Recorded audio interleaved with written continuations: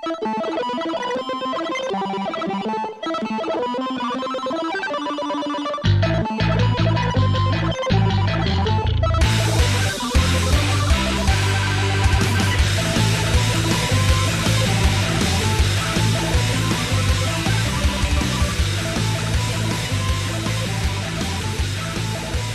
and welcome to another episode of the Rollin' 20s. We are the show that is just not into your gender bias.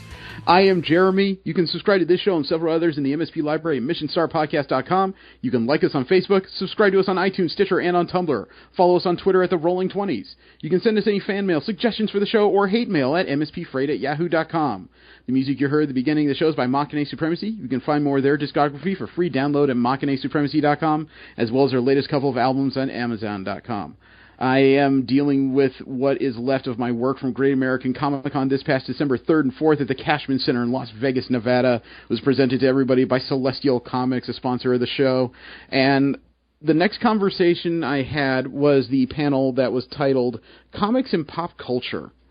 And I wish I knew a little bit more about the lady I talked to going in, only because I didn't quite understand when I began my research how she felt about certain subjects. And no, I didn't insult her, even though that's usually pretty easy for me to do, just knowing me. But fortunately, I managed to pivot a little bit and find a more even keel to speak with her with. And she is a highly intelligent woman. She's one of the first editors of a major comic books company. She's worked on a number of titles, including one of my favorites, The She-Hulk. She worked during the John Byrne era, which made her one of the first characters that actually broke the fourth wall and talked directly to the readers. Did this almost a decade before Deadpool, about a decade before Deadpool did, really. So they did it before it was popular. Maybe the ultraviolence helped, I can't say for sure. But she has a lot of interesting insight, and she has worked with really, really interesting people, including Jackie Chan, which she's written a couple books about. If you listen to the show, you'll find out where you can find some of her books, and her own publishing company. She is a really kind lady, and she gave us her time, which, even though she didn't have to do, we are eternally grateful for. Sit back, relax, enjoy. This is the panel Comics and Pop Culture with Renee Witterstaetter.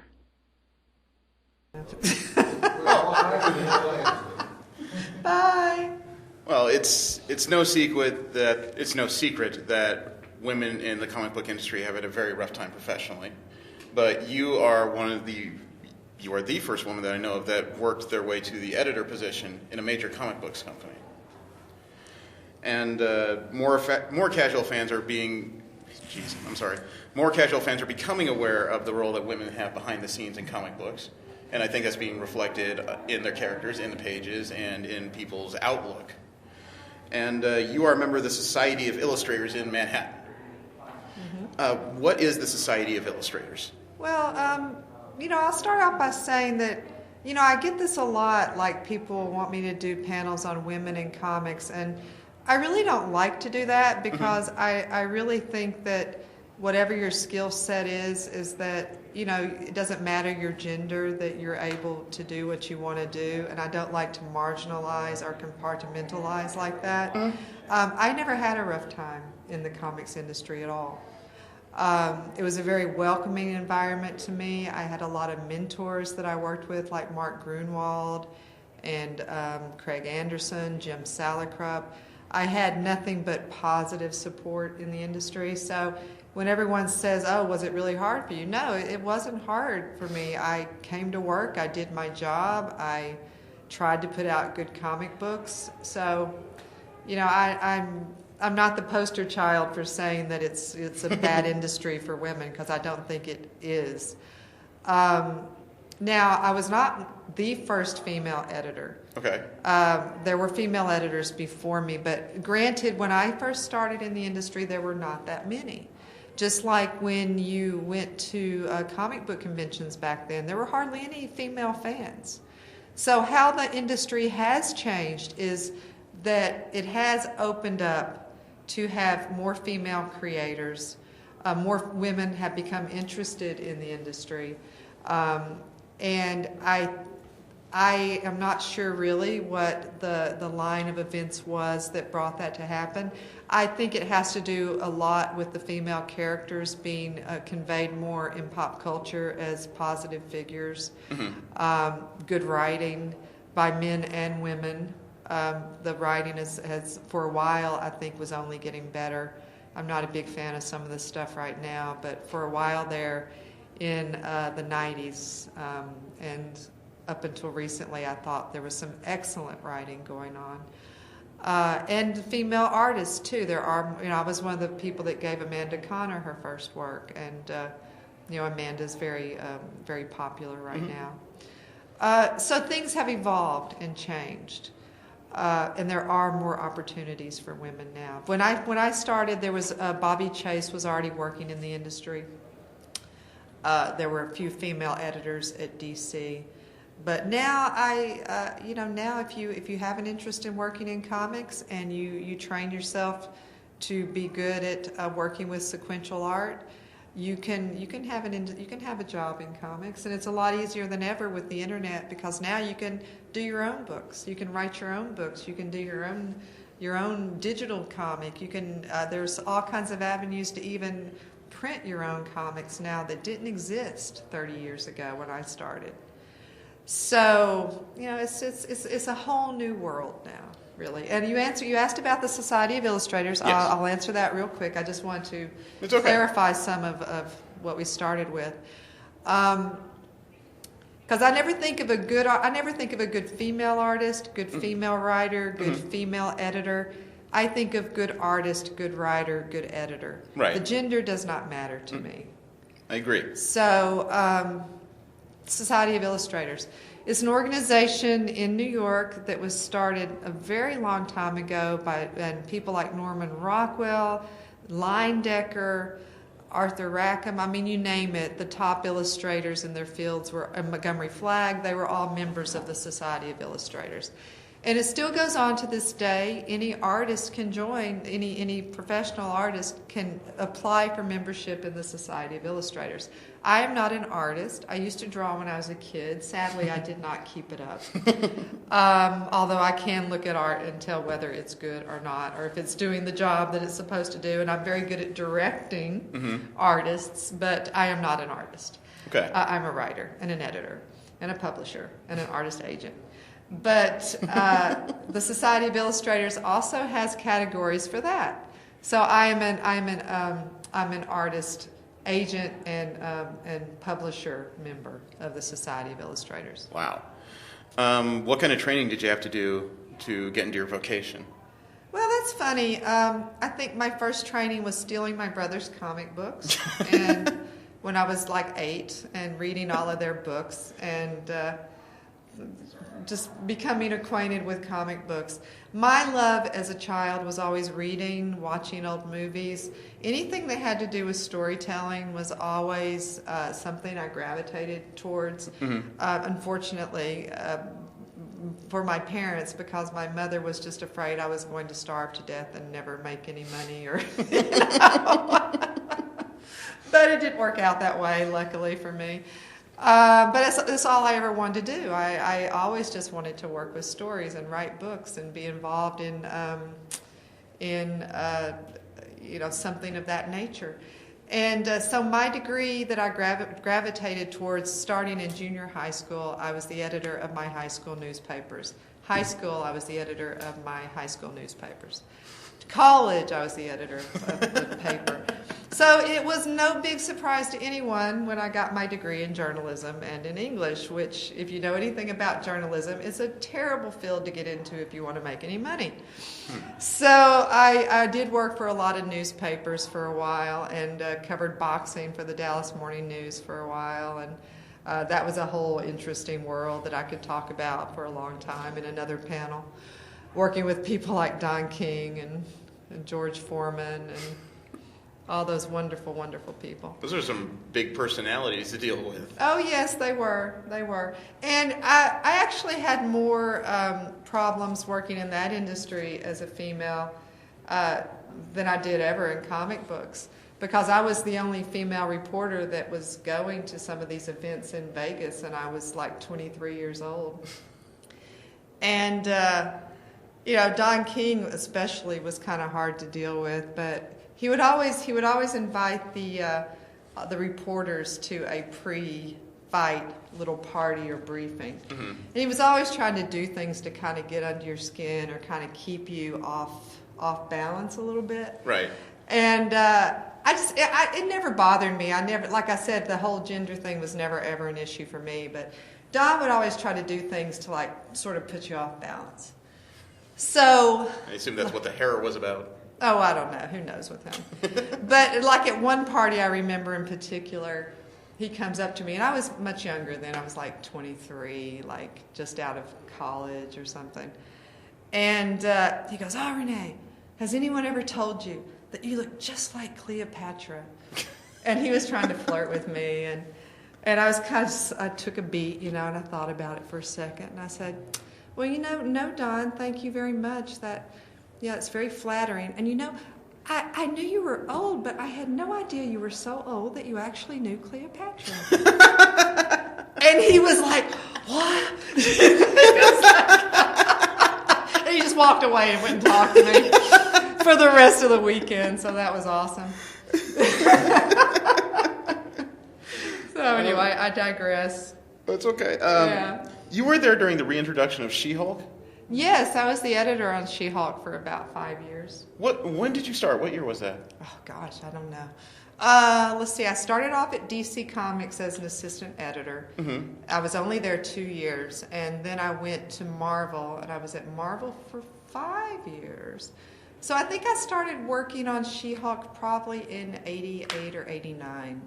All right, because I'm actually a tremendous fan of the character. Mm-hmm. So I'm curious to know what the challenges are when you're trying to take a character that's been established, maybe hasn't had the success that the companies were looking for, and you have to repackage it into something else that might click more with readers. Well, it was very easy for me because I was working with John Byrne on the book, mm-hmm. and John had his vision for what he wanted to do with the character. He wanted to do this whole thing where he was breaking the wall and talking to the audience, and he was doing that long before Deadpool ever did it. Right. And he did it very well. And John and I had a really good collaborative relationship, and we would always brainstorm and throw ideas out there and bounce things around. And I don't know if you've read She-Hulk, but it was a great book to work on, a lot of fun. So that was really more John's vision, but I was the person that would kind of also help throw out ideas. He would often put me in as a character in the book too, which was always funny. And I would never know when he was going to do that. I would always get, he would send me the script, but I would not be written into the script as a character. Mm-hmm. And but then when the art pages came in, then he would have my part in there, and he had me with this big palatial office with these gigantic windows and like servants that would bring me coffee on a tray or whatever, and believe me, it was not like that. One of my offices, I think at the time I was editing She-Hulk, we called it the dungeon. Because Marie Javins and I were down on a floor that was like 3 levels below all the other offices. And there were 4 people down there, actually, 4 offices, little cubicles, no windows. We did have doors that closed. And no one ever came down there. Nobody. Sometimes the mailroom would bring us mail, but that was it. And it was so remote down there that we even had a pet rat for a while that we kept in the office, and nobody knew we had it. We had that rat for like a year, and nobody knew. Was it a rat you brought, or a rat that inhabited No, it was not a rat that just came on its own. Okay. I wanted to make sure. Well, that could have been there too. It could have come and visited our rat at night, but we didn't know. But no one knew. And one day I remember, like, we had been down there a year, and Tom DeFalco showed up at the door, and we're like, oh my God, Tom is here. It was like somebody had found us in our little clubhouse. So, yeah. Can I ask, I've been a fan of Burns too for a very long time. Mm-hmm. You know, the Dark Phoenix saga and the early X-Men books around there were the first comics I read, like, socially. So he never does conventions, so I have no idea what kind of personality he is. Well, I got along fine with John. He's a very opinionated person. Mm-hmm. I got along. He has a good sense of humor. I got along with him fine. I have nothing bad to say about John. Oh, I'm not looking for gotchas. I'm immensely curious. I don't know. You just have to meet him someday. He has a very quirky sense of humor. I'm trying to think if I have any good John stories. But I mean, the way he comes across in his writing. If you like his writing, that tells you a lot about him as a person. So. All right. Well, the focus of the panel is pop culture. What story is in pop culture grab you? What are you generally looking for? Any good story. I like stories of all genres, all characters. The main thing is it has to be a good story. It has to be a compelling story. I'm a big fan of Star Wars, but of course Star Wars is a takeoff on the teachings of Joseph Campbell. Everything is influenced in some regard. The person writing it has their influences, and that is conveyed into what they're creating. The whole hero myth in Star Wars is directly out of Joseph Campbell. Tell me about Joseph Campbell, because I've always thought of Star Wars as some kind of space western. Well, in simple terms. It is, but it's all about the myth and journey of the hero. Okay. And if you read Joseph Campbell, the hero's journey that happens in Star Wars is a hero's journey that is conveyed in literature of many cultures for thousands of years. So it's, he'll break it down for you if you ever read those teachings. But George Lucas admits that he was a follower of Campbell. So I like many stories, but it just has to be a good story, and it has to be told well, and it has to resonate with you. You have to be able to connect to the characters. That's why whether it's a book or a movie or a comic book. If it has those elements that make you connect with your audience like that, it's exciting to be able to connect with people on that level. And that's one of the great things about us as humans, which no other organism on the planet is able to do. We're able to connect with each other with these emotions and in this way that is so not a tangible thing, but yet it's something very real. Well, for pop culture to be able to gain the following it gets, regardless of what the subject matter is, obviously it has to connect with the viewer, the reader, or I guess as a blanket term we'll say consumer somehow. Right. So what aspects of a story need to connect the most with a consumer? How do you actually grab these people and get them to follow you, tweet about you, speak about you in hushed tones? Oh, I don't know. I mean, that would be a class on writing and a class on storytelling. There are elements that have to be in a story. It's a middle, a beginning, and end. In journalism, we call it who, what, when, where, how, and why. You have to answer all those questions. And if you don't answer those questions in whatever story you're telling, you're not telling a good story. So every story has to have that. And if you provide that, and you do a story arc that has a climax and a follow-through, and you've answered all the questions that your viewers or readers have, then you're telling a good story. What was your question? Well, I was going to say, isn't that kind of the conundrum of comic books then? Because, like you said, most stories have the first act, the beginning, the middle act, which is a struggle, and the third act, which is the resolution. But for most ongoing series, you're telling one tremendous second act pretty much through the lifetime of the book until someone says that you don't have enough readers and it's time to end everything that's going on. Well, I always liked one-shot books, but I really think if you have an ongoing series, you do have a thread in the story that is continued throughout the whole series. That's what keeps your reader coming back. But within that thread, you can also have stories that are self-contained. Okay. And you see that with good TV shows too. You have something that keeps bringing the people back, but yet there are always these individual stories. I've worked on a lot of pop culture related books. In fact, I created a comic book series with Jackie Chan, and who I've worked with a lot. And Michael Golden was the co-creator and artist on that. You mean the adventure, the Jackie Chan adventures? No, it's called Spartan X, which inspired Jackie Chan. I'm sorry, I'm thinking animated, not paper. And I've worked on a lot of movies with Jackie too. But I remember this is sort of a relatively new thing in modern comics. Of course, back in Dell and Gold Key, you had a lot of movie tie-ins and TV tie-ins. But that sort of disappeared for a long time. And then in the 90s, somewhat after, it was almost nothing but superheroes for a while. Then in the 90s, people started saying, well, why don't we do comic books of movies and TV shows again? And I around right before that started taking off, I was reading Jurassic Park, the book. It was new. There were no movies out yet. Right. And I was reading it, and I was going, gosh, I love these characters. I love this book. I love dinosaurs. This would make a great comic book. And I took it into my editor-in-chief at the time, who will remain nameless, but you could probably figure it out. And I said, hey, we should try to get the rights for this to do a comic book because this is going to be big. And he goes, we've already got Devil Dinosaur. We don't need to do that. I thought, okay. Wow. And it was just like, oh my gosh, it was crazy. But shortly after that, I ended up going and working at Topps. Jim Salicrup hired me to come over there. And one of the properties he picked up was Jurassic Park. And I was the editor on that, and it ended up being one of our best sellers. And I also was the editor on Hercules and Xena and X-Files.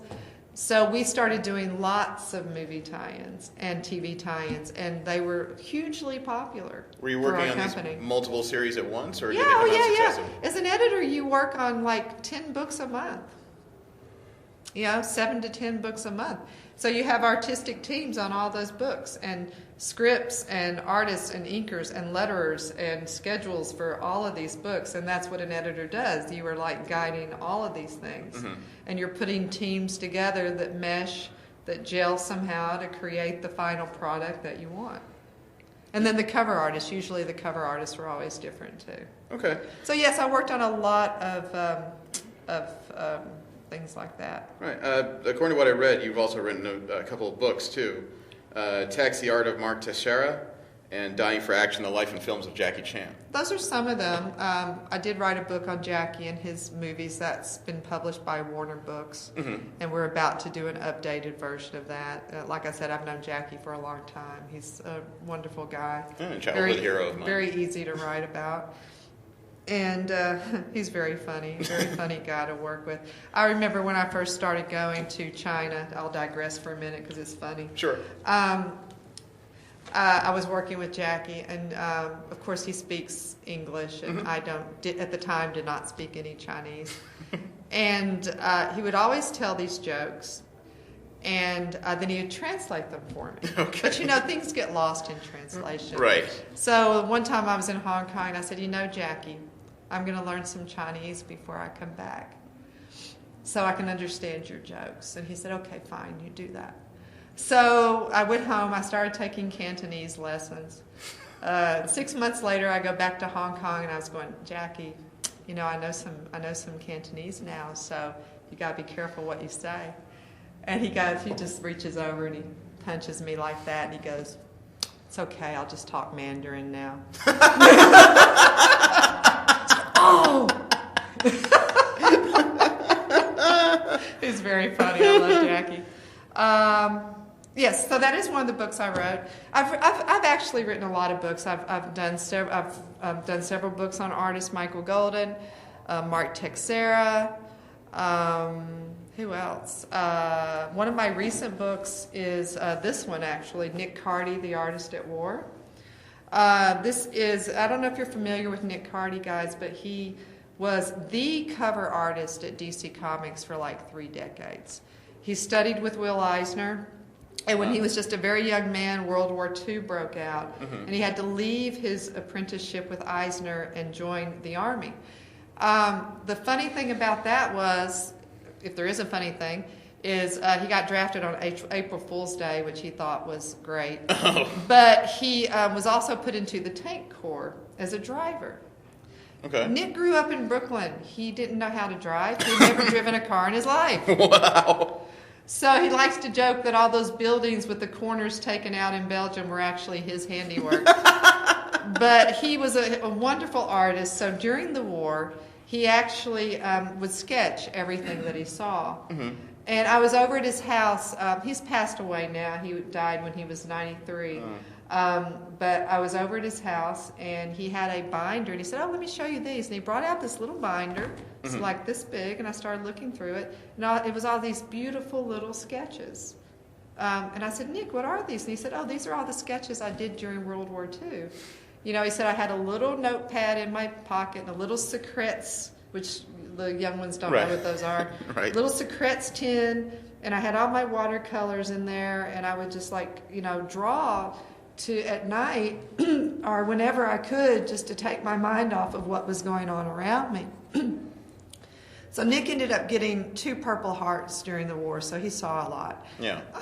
But it's all in this book, and it's really, these are all of his sketches from World War II with all of his commentary about what they are. And so it's really one man's story of the war as told through his artwork. And after the war, he came back to the United States, started working in comics again, and became artist on Teen Titans, Aquaman, Backlash. He became one of the best cover artists that DC Comics ever had. But this was his story of the war as told through his artwork. And the reason I saw these at his house, and I said, "Nick, we have to do this book. I want to do a book of this." And he goes, "Well, do you think anybody's going to want to read it?" And I said, "I want to read it." If I want to read it, other people are going to want to read it. And that's what I always look for when I'm doing a new book is, do I want to read it? And if I can say yes to that, then I can make other people want to read it too. And it was already picked up. It was picked up by Titan Books in London. They did a bigger book. But I like this size because it's the actual size of the artwork on the inside that he actually drew. So, that was the actual size of his artwork. So the page, the notebook didn't last. I guess it just fell apart after a while. It's still in existence. We scanned from the originals. Wow. Where did it end up after he passed? With his family. Yeah. But anyway, so that was a book I really wanted to write. And this book in particular, when you have something so big like the war, numbers can be overwhelming. But when you look at one person's story, it makes the whole thing more clear. It brings the whole thing home. And you try to do that with any good writing. Of course, this is nonfiction, but even in your fiction writing, if you can have your audience view things through the eyes of a character or through the emotions of your main character, and you can make them feel what that character is going through, then you've succeeded in what you're trying to do. But yes, I've written a lot of books. That's just a few of them. I was noticing the 3 books you brought, they all have Little Ava Inc. on them. Is that the publisher? Little Ava Inc. is my publishing company. Like I said, this book I originally published through Little Ava Inc. as a limited edition book, and then it was picked up by a larger publishing company. Little Ava Inc. is my publishing company. After I left Topps in '97, I went to LA and I worked in film production for 5 years, pretty much exclusively, except concurrent to that, I was also running my publishing company, and I still do. So I do sketchbooks, I do art books, I do historical books, I do any book I want because it's my company. And no one tells me what to do, and I get to do what I want. It's great. I don't have anyone saying, nobody wants to read a book on dinosaurs. Well, nowadays they can eat those words.